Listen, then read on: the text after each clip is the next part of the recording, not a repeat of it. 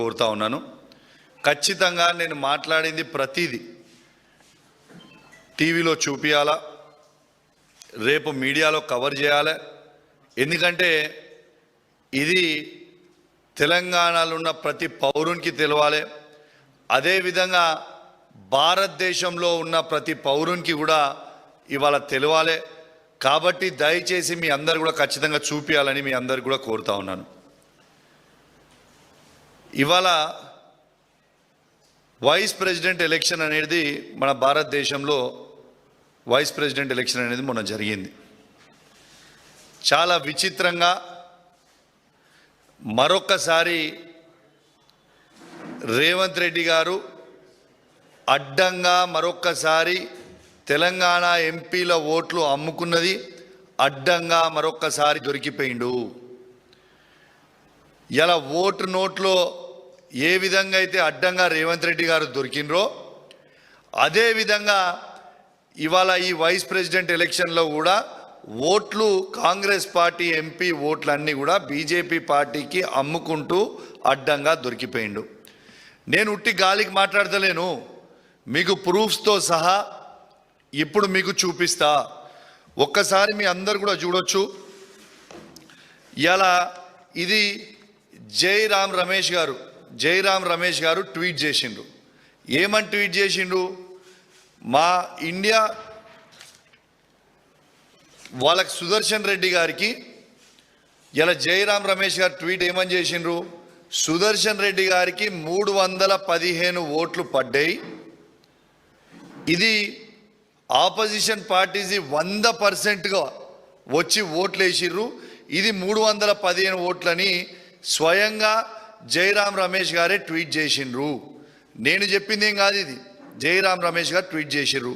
ఇది అందరు కూడా సరిగ్గా చూసుకురు కదా, కావాలంటే చదివి కూడా వినిపిస్తా. జైరామ్ రమేష్ గారు tweet: the voting in the vice president election is over. The opposition has stood united. All its 315 MPs have turned up for voting. This is an unprecedented 100% turnout అని ఇలా జైరామ్ రమేష్ గారు ట్వీట్ చేసిండ్రు. వీళ్ళు ట్వీట్ చేసిన తర్వాత ఏమైంది? ఇలా యాక్చువల్గా ఓట్లు ఎన్ని పడ్డాయి?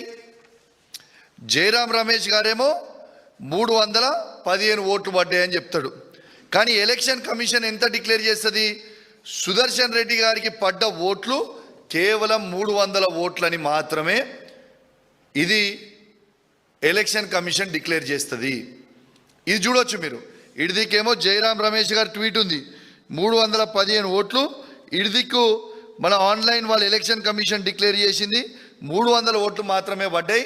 452 మాత్రం బీజేపీ సపోర్ట్ చేస్తున్న క్యాండిడేట్కి పడ్డాయి అనేది క్లియర్గా ట్వీట్ చేసిండ్రు. ఇది అయిపోయిన తర్వాత ఇది ఇండియా టుడే నేషనల్ ఛానల్లో కూడా 300 ఓట్స్ మాత్రమే ఇవాళ కాంగ్రెస్ పార్టీ అభ్యర్థి అయిన సుదర్శన్ రెడ్డి గారికి పడ్డాయి అనేది క్లియర్గా ఇగోండి మీరు చూడొచ్చు. ఇది కూడా చూడొచ్చు ఇండియా టుడేది. ఇలా ఇండియా టుడే తర్వాత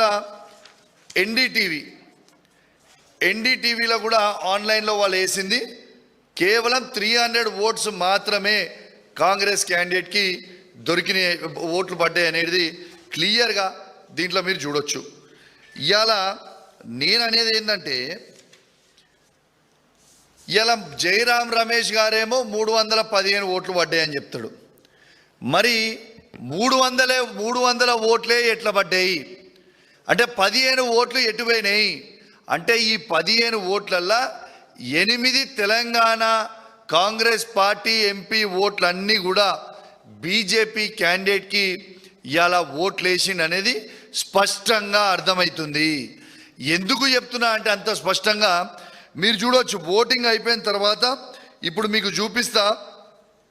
ఓటింగ్ అయిపోయిన తర్వాత ఇగోండి రేవంత్ రెడ్డి గారు వారి ఎంపీలందరూ కూడా పోయి నిర్మలా సీతారామన్ గారికి కలిసి బొకే ఇచ్చి మేము ఓట్లు మీరు చెప్పినట్టు ఓట్లు మేము ఖచ్చితంగా బీజేపీ క్యాండిడేట్కి వేసిరు మా ఎంపీలని ఇగోండి ఇది క్లియర్గా చూపిస్తా ఉన్నా. ఇవాళ రేవంత్ రెడ్డి గారు మరియు వాళ్ళ ఎంపీలు అందరూ కూడా పోయి మేము ఓట్లు వేసినామని నిర్మలా సీతారామన్ గారికి షాల్వా కప్పి బొకే ఇచ్చింది మీరు స్వయంగా చూస్తూ ఉన్నారు. ఇక నిర్మలా సీతారామన్తో పాటు నితిన్ గడ్కరీని కూడా ఆ రోజు కలిసిండ్రు. మీరు క్లియర్గా చూడొచ్చు. ఇది ఎవరు పెట్టిర్రు? ఇలా కాంగ్రెస్ పార్టీ సీఎంఓ ఆఫీస్ పెట్టింది, తెలంగాణ సీఎంఓ ఆఫీస్ పెట్టింది. కాంగ్రెస్ పార్టీ ఎంపీ ఇగోండి ఆయన దాంట్లో నుంచే నేను కిందికి తీసిన ఇగోండి ఇది పెట్టింది మీరు చూడొచ్చు, క్లియర్గా చూడొచ్చు. దీంట్లో నితిన్ గడ్కరీకి ఇచ్చిర్రు. సరే వీళ్ళిద్దరిని ఎందుకు కలిసిర్రా బాబు అని మేము అడిగితే మేమేదో తెలంగాణ అభివృద్ధి కోసం కలిసినామనో ఏదో అని చెప్తుండొచ్చు. సరే మంచిది, అట్లనే కూడా చెప్దాం. మరియు ఎలక్షన్ అయినాక స్పీకర్ని ఎందుకు కలిసిర్రు?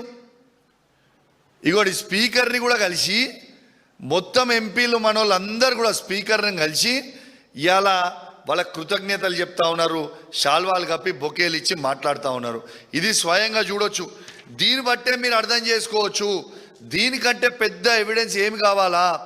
ఇలా 315 ఓట్లు పడ్డాయనేమో జయరాం రమేష్ గారు చెప్తారు. వాళ్ళకి యాక్చువల్గా పోలింగ్ అయిందేమో కేవలం 300 ఓట్లే ఉంటాయి. దాంట్లో 15 ఓట్లు తక్కువ పడతాయి. ఆ 15 ఓట్లల్లో బాజాబ్తు 8 తెలంగాణకు సంబంధించిన పార్లమెంట్ సభ్యులు బాజాబ్తు బీజేపీ క్యాండిడేట్కి ఓటేసిరని ఖచ్చితంగా నేను ఎందుకు చెప్తున్నా అంటే ఓటింగ్ అయిపోయిన నిమిషమే నిర్మలా సీతారామన్ కలుస్తారు, ఇలా నితిన్ గడ్కరీ గారిని కలుస్తారు, ఇలా స్పీకర్ని కలుస్తారు. ఇలా మరి దీని అర్థం ఏంటిది? ఖచ్చితంగా ఇలా తెలంగాణకి మరొక్కసారి రేవంత్ రెడ్డి గారు ద్రోహం చేసిరనేది చాలా స్పష్టంగా కనబడతా ఉన్నది. ఇలా ఒక్కటేసారి ఆలోచన చేయండి. ఇలా తెలంగాణకి ఏ విధంగా అయితే ఉద్యమంలో ద్రోహం చేసిండో అదే విధంగా ఇవాళ మళ్ళా చంద్రబాబు నాయుడు గారితో లింకు పెట్టుకొని ఇవాళ నరేంద్ర మోడీ గారిని అప్రోచ్ అయ్యి ఇవాళ వాళ్ళ ఓట్లన్నీ కూడా ఇవాళ తెలంగాణ ఎంపీల ఓట్లన్నీ కూడా అమ్ముకున్నది స్వయంగా మీరు చూస్తూ ఉన్నారు. దీంతో పాటు స్వయంగా ఏమని చెప్పిర్రు? ఇవాళ నాకొక్క 3 కాంగ్రెస్ పార్టీ ఎంపీలు కలిసిర్రు. లేట్గా ఎందుకు పెడుతున్నా? 4 రోజులు లేట్ ఎందుకైంది రిజల్ట్ అనేది, రిజల్ట్ అయిపోయినాక కూడా 4 రోజులు లేట్గా ఎందుకు పెడుతున్నా అనేది కూడా చెప్తా ఉన్నాం. నాకు 3 కాంగ్రెస్ పార్టీ ఎంపీలు కలిసిండ్రు. ఇక వాళ్ళు నా దగ్గర మిత్రులు కాబట్టి వాళ్ళ పేర్లు నేను చెప్తలేను. కానీ వాళ్ళు కలిసి స్వయంగా వాళ్ళు నాకు చెప్పింది ఏంటంటే మేము అందరం కూడా బీజేపీ క్యాండిడేట్కి ఓటేసినాం, రేవంత్ రెడ్డి గారు చెప్పిర్రు, మేము చేసినాము. మరి ఇది ఒకసారి ప్రెస్ మీట్ పెట్టి అందరికి కూడా చెప్పు అని స్వయంగా కాంగ్రెస్ పార్టీ ఎంపీలు, ఆ సంబంధించిన 3 ఎంపీలు ఎవరైతే నన్ను కలిసిండ్రో వాళ్ళు చెప్పమంటేనే నేను చెప్తా ఉన్నా. మరి అప్పటిదాకా దీని మీద స్టడీ చేయలే. వాళ్ళు చెప్పిన తర్వాత నేను కూడా కాంగ్రెస్ పార్టీ నుంచి వచ్చినోనే కదా, నాకు కూడా కాంగ్రెస్ పార్టీ మిత్రులు ఢిల్లీలో, ఇండియా వైడు అక్కడ ఇక్కడ నాకు కూడా ఉంటారు కదా. వాళ్ళకు కూడా ఫోన్ చేసిన, అన్న ఏం నడుస్తుంది అన్న, ఏం చేసిండ్రు, ఏం కథ, ఏం నడుస్తుంది అని అడిగితే బాజాబ్తు 15 మంది ఎంపీలు అమ్ముడు వేయరు, ఆ 15 మంది ఎంపీలు అమ్ముడు వేయింది వాస్తవం, అండ్ల మీ తెలంగాణ ఎంపీలు 8కి 8 మంది అమ్ముడు వేయింది వాస్తవము అని స్వయంగా వాళ్ళ ఎంపీలు, నా మిత్రులు ఉన్న కాంగ్రెస్ పార్టీలో ఉన్న పాత మిత్రులు ఢిల్లీలో కావచ్చు, ఇంకా చాలా రాష్ట్రాలలో వాళ్ళందరూ కూడా నాకు చెప్తే నేను చెప్పడం జరుగుతూ ఉంది.